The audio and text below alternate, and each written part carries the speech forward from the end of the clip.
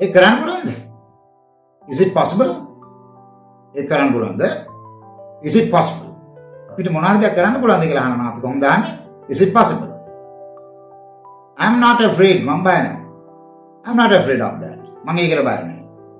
I'm not afraid. I'm not afraid. මට මා විශ්වාසයි. මොනවාද ඒකට? මොනවාද එක්සෑම් එකක් තියෙනවා.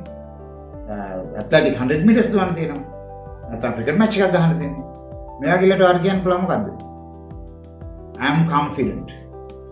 I'm confident කියන්නේ මට විශ්වාසයි. මට මා විශ්වාසයි. I'm confident, right?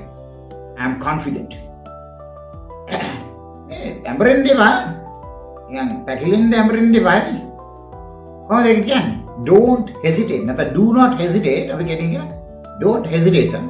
ඉරමෙට වැනෙනවානේ. හරි ස්ථිර මත මේ ස්ථිරණ එක නෑ 60 මට වැනෙනවා. Don't hesitate. පැකිලෙන්න එපා. කතාවට ඇඹරෙන්න එපා කියන්නේ. right? දැන් අපි කෙනෙක්ගේ ෆෝන් නම්බර් එක ලං කරනවා. අපි කියනවා මේ give me your phone number. ඒක එච්චර හරි නෑ. give me your phone number කියන එක නිකන් එච්චර ගතියක් නෑ. ඒක නිකන් පොඩ්ඩක් අවුල් වගේ. Can I have your phone number? Can I have your phone number? Can I have your phone number?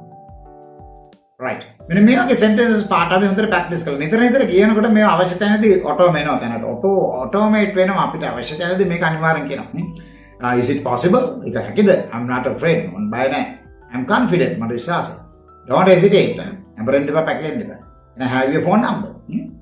මෙන්න මේ වගේ sentences කියනවා. දිගින් දිගටම මේ වගේ sentences ඉගෙන ගන්න අපි grammar පාට වෙනම උගන්වනවා reading එක. English වලට all skills තියෙන English වලට අවශ්‍ය සෑම skill එකක්ම ඒකේ තියෙනවා. ඉතින් මගේ page එක follow කරලා like කරලා share කරන්න. ඉතින් අපි තව වීඩියෝ එකකින් හම්බ